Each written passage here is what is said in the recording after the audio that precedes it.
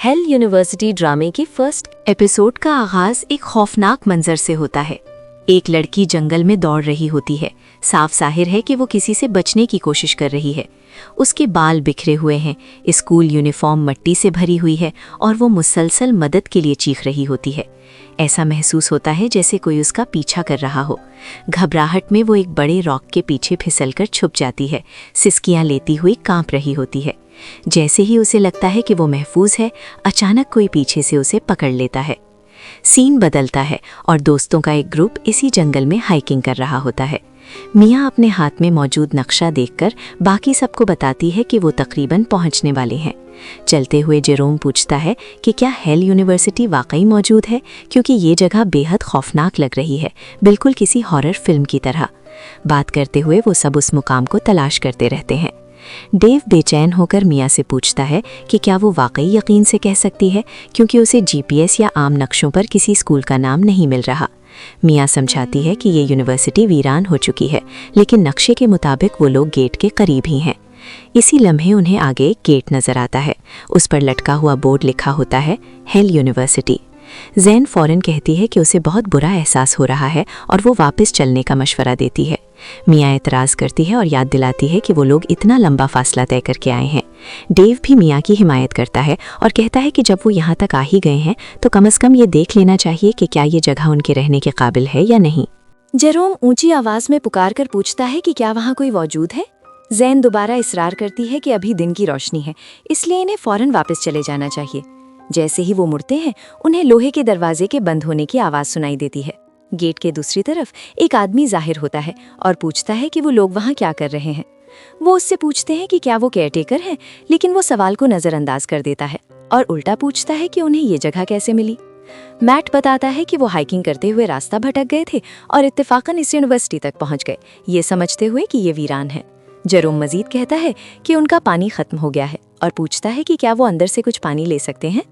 वो आदमी गेट खोल देता है और कहता है कि ये जगह वीरान नहीं है। वेनेसा पूछती है कि क्या अंदर स्टूडेंट्स मौजूद हैं। सीधा जवाब देने के बजाय वो आदमी उन्हें अंदर आने का इशारा करता है। थोड़ी सी हिचकिचाहट के बाद वो उसके पीछे चलने का फैसला करते हैं। चलते हुए वो आदमी बताता है कि वो उन्हें एडमिनिस्ट्रेशन ऑफिस ले जा रहा है। वो खबरदार करता है कि एक अहम बात याद रखें, शाम 7 बजे यूनिवर्सिटी बदल जाती है और उन्हें मोहतात रहना होगा। अंदर जाकर वो कहता है कि उन्हें रजिस्ट्रेशन करनी होगी। मैट फौरन वजाहत करता है कि वो सिर्फ रास्ता भटक गए हैं और दाखिला लेने का कोई इरादा नहीं रखते, लेकिन जेरोम मजाक में कहता है कि क्यों नहीं, यहाँ तो वो क्लासेस भी छोड़ सकते हैं और उनके वालिदैन को कभी पता नहीं चलेगा। डेव मानता है कि जेरोम अमूमन फजूल बातें करता है, लेकिन हैरत अंगेज तौर पर वो उसकी बात से इत्तेफाक भी करता है। जैन सबको चुप करा देती है और याद दिलाती है कि वो सिर्फ सामान लेने और वापस जाने के लिए आए हैं। जैसे जैसे वो अंदर बढ़ते हैं, माहौल मजीद इंटेंस हो जाता है। दूसरे स्टूडेंट्स उन्हें घूरना शुरू कर देते हैं। कुछ के हाथों में हथियार भी होते हैं। खौफजदा होकर वो सब उस आदमी से रिक्वेस्ट करते हैं कि उन्हें घर जाने दे। अचानक अफरा तफरी मच जाती है। तलबा दौड़ने लगते हैं, एक दूसरे से लड़ते हैं और हथियारों से हमले करने लगते हैं। ग्रुप खौफ से साकित रह जाता है, समझ ही नहीं पाता कि क्या हो रहा है। वो आदमी पुरसुकून अंदाज में कहता है कि ये सिर्फ एक हंगामा है। जब जैन पूछती है कि कोई इसे रोक क्यों नहीं रहा, तो वो जवाब देता है कि उनके तमाम सवालों के जवाब अंदर मिलेंगे। वो कहता है कि वो उन्हें हेडमिस्ट्रेस के दफ्तर ले जा रहा है ताकि रजिस्ट्रेशन पर बात हो सके, और कोई चारा ना होने पर वो उसके पीछे ऊपर चले जाते हैं और बालाखिर दफ्तर तक पहुंचते हैं। दफ्तर के अंदर एक औरत उनका इंतजार कर रही होती है। वो अपना तारुफ मैडम वायलेट के तौर पर कराती है, जो हेल यूनिवर्सिटी की हेडमिस्ट्रेस है। जैन फौरन पूछती है कि क्या उन्हें बाहर होने वाले हंगामे का इल्म है। मैडम वायलेट सुकून से कहती है कि फिक्र की जरूरत नहीं, ऐसे वाकयात यहाँ आम बात हैं। वो कुछ कागजात केयरटेकर को देती है और कहती है कि उन्हें पुर करे। वेनेसा ट्यूशन फीस के बारे में पूछती है तो मैडम वायलेट मुस्कुराकर कहती है, यहाँ कोई फीस नहीं है, सब कुछ मुफ्त है। मैट पूछता है कि क्या इसका मतलब है कि यूनिवर्सिटी सरकारी है, लेकिन वो उसे दुरुस्त करती है और बताती है कि ये एक प्राइवेट इदारा है। वो मजीद कहती है कि यहाँ का निज़ाम पेचीदा है और हेल यूनिवर्सिटी किसी आम यूनिवर्सिटी जैसी नहीं है। हैरान होकर जैन पूछती है कि उनका क्या मतलब है। तब मैडम वायलेट वजाहत करती है कि शाम 7 बजे से सुबह 5 बजे तक का वक्त फ्रीडम नाइट कहलाता है, जिसे ब्लडी नाइट भी कहा जाता है। इस दौरान सब कुछ आज़ाद होता है और तलबा को जो चाहे करने की इजाज़त होती है, हत्ता कि कत्ल की भी। वो बेनियाजी से मशवरा देती है कि वो सब अपने कमरों के अंदर रहें, दरवाजे बंद कर लें और बाहर कदम ना रखें। अगर उन्होंने ऐसा ना किया तो वो खबरदार करती है, मुमकिन है वो जिंदा वापस ना आए। खौफ से कांपती हुई ज़ेन कहती है कि उन्हें फौरन यहाँ से निकल जाना चाहिए, ये जगह पागलों की तरह है। लेकिन वेनेसा उसे रोक लेती है जब वो देखती है कि केयरटेकर खामोशी से अपना हथियार निकाल रहा है। जोश के साथ वनेसा कहती है कि वो लोग इसी तरह की एडवेंचर की तलाश में थे और वो जेन से कहती है कि इसकी बात से इत्तेफाक करे। डेज भी कहता है कि शायद रात यहीं गुजारना ही उनका वाहिद ऑप्शन है क्योंकि उनके पास जाने के लिए और कोई जगह नहीं। तब मैडम वायलेट केयरटेकर फ्रांसिस्को से कहती है कि वो उन्हें उनके कमरों तक ले जाए। जाने से पहले मैडम वायलेट जेन की तरफ मुड़कर कहती है कि खौफ कमज़ोरी नहीं होता बल्कि ये अच्छी बात है कि वो डरी हुई है। वो कहती है कि यहाँ ज़िंदा रहने के लिए खौफ की ज़रूरत पड़ेगी। वो सबको खबरदार करती है कि मोहतात रहें क्योंकि यहाँ तक कि अपने दोस्तों पर भी भरोसा नहीं किया जा सकता और उन्हें कभी अपनी हिफाजत कमज़ोर नहीं होने देनी चाहिए।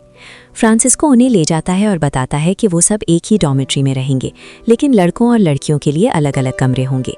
वो मज़ीद कहता है कि तमाम रूल्स एंड रेगुलेशंस उन पैकेट्स में मौजूद हैं जो उन्हें दिए गए हैं। वो सब अलग होकर अपने अपने कमरों की तलाश शुरू कर देते हैं। एक एक करके सब अंदर चले जाते हैं लेकिन जेन पीछे रह जाती है, गहरी सोच में गुम। मैट उसे देखता है और उसके पास आकर पूछता है कि क्या वो ठीक है। जेन बताती है कि वो अपनी बहन एलिसन को याद कर रही है।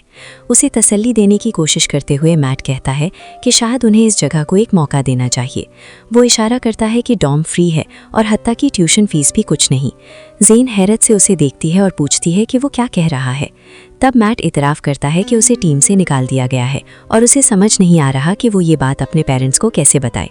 जेन माजरत करती है लेकिन मैट फ़ौरन कहता है कि वो अभी ये बात दूसरों को ना बताए। इसके बावजूद जेन बेचैन रहती है। वो कहती है कि इस जगह में कुछ बहुत गलत है।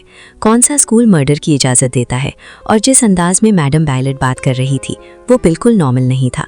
मैट मानता है कि ये सब अजीब है लेकिन कहता है कि फ़िलहाल बेहतर यही है कि वो रूल्स पर अमल करें और बाकी सब कुछ कल सोचें। फिर वो पूछता है कि क्या वो हंगामे की वजह से डरी हुई है। जब जेन सर हिलाती है तो वो उसे यकीन दिलाता है कि उसके साथ या उनमें से किसी के साथ कुछ बुरा नहीं होगा। वो उसे कहता है कि वो सबसे बहादुर लड़की है जिसे वो जानता है और वादा करता है कि वो उसे, मिया और वनेसा को कुछ नहीं होने देगा। जेन उसे कहती है कि वो आगे चला जाए, वो थोड़ी देर में आ जाएगी, बस एक वॉक करना चाहती है। वो बाहर जाती है और अपने थॉट्स को आज़ाद छोड़ देती है। कड़वाहट से सोचती है कि उसका पुराना स्कूल भी किसी जहन्नुम से कम नहीं था, तो शायद ये जगह भी इतनी मुख्तलिफ नहीं। आखिरकार वो एक झूले पर जाकर बैठ जाती है, खुद को पुरसुकून करने की कोशिश करते हुए। अचानक कोई उसके बराबर वाले झूले पर आकर बैठ जाता है। उसने मास्क पहना हुआ होता है। घबराकर जेन पूछती है कि क्या वो ठीक है। वो देखती है कि उस पर खून लगा हुआ है। वो लड़का पुरसुकून अंदाज में कहता है कि ये उसका खून नहीं है। वो उससे उसका नाम पूछता है। जब वो बताती है तो वो हल्का सा हंसता है और कहता है कि उसे उसका नाम पसंद आया। वो कहता है कि इसका नाम किसी फरिश्ते जैसा लगता है, लेकिन यहाँ जिंदा रहने के लिए उसे जल्द ही चाकू की ज़रूरत पड़ेगी। ये कहते हुए वो उसके कदमों के करीब एक चाकू गिरा देता है। खौफजदा होकर जैन पूछती है कि वो कौन है। वो जवाब देता है कि वो उसका दोस्त नहीं और यहाँ कोई भी किसी का दोस्त नहीं। वो कहता है कि अभी वो उसे जाने देगा क्योंकि 6:30 बज चुके हैं। उसके पास सिर्फ 30 मिनट बाकी हैं। वो खबरदार करता है कि दरवाजे बंद कर ले क्योंकि अब सबकी नज़रें उस पर और उसके दोस्तों पर हैं। उसे पीछे मुड़कर देखते रहने का मशवरा देकर वो उठता है और चल देता है। अंदर तक हिल चुकी जैन फौरन झूले से उठती है और दौड़ती हुई डॉरम की तरफ वापस जाती है। उसका दिल खौफ से जोर जोर से धड़क रहा होता है। उसी लम्हे जैन दौड़ती हुई उनके पास आती है। वाज़े तौर पर हिल चुकी होती है। वो उन्हें मास्क वाले लड़के के साथ अपनी मुलाकात के बारे में सब कुछ बताती है। वो उन्हें तसल्ली देने की कोशिश करते हैं, लेकिन इससे पहले कि वो कुछ और कह सकें, अचानक अलार्म बजने लगता है। तकरीबन फौरन ही हथियारों से लेस तलबा उनके डॉर्म की तरफ बढ़ने लगते हैं।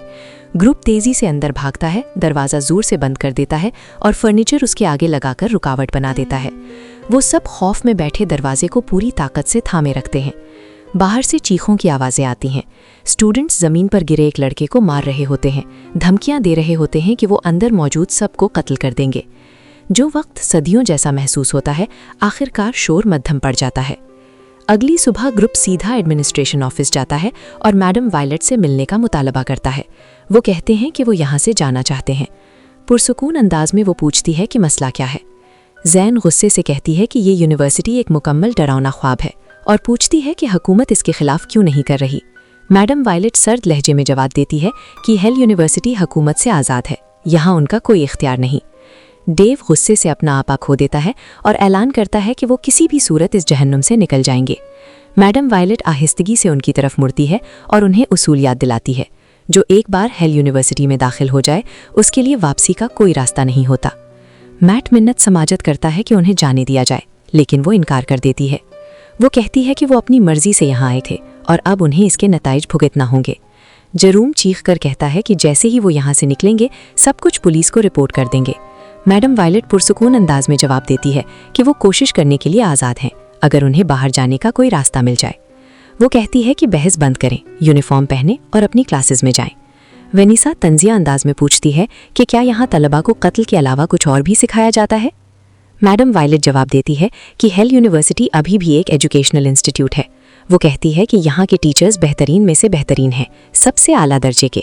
यहाँ स्टूडेंट्स आम स्कूलों से कहीं ज़्यादा सीखेंगे। मैट कहता है कि उसे यकीन नहीं आता कि स्टूडेंट्स ऐसी जगह पर काम कर सकते हैं।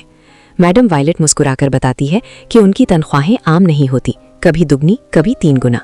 फिर वो बात अधूरी छोड़कर कहती है कि इतनी इन्फॉर्मेशन काफ़ी है। आखिरकार वो हुक्म देती है कि वो सब क्लासेस में जाएं और ख़बरदार करती है कि अगर सदर ने उन्हें मसला खड़ा करते देखा तो कॉन्सिक्वेंसेस बहुत बुरे होंगे।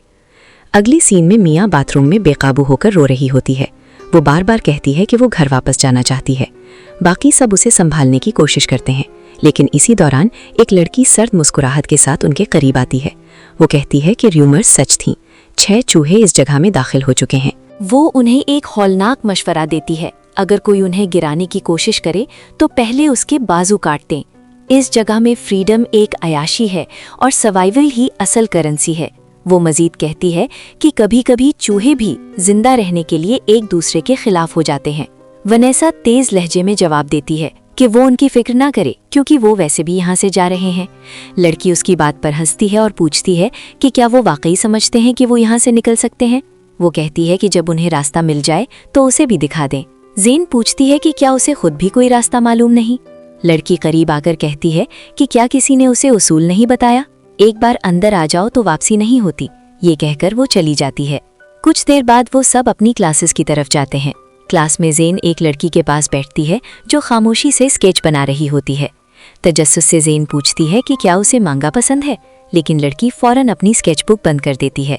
समझते हुए कि शायद उसने उसे बेआराम कर दिया, जेन माजरत करती है और कहती है कि वो सिर्फ ये कहना चाहती थी कि उसकी ड्राइंग बहुत अच्छी है।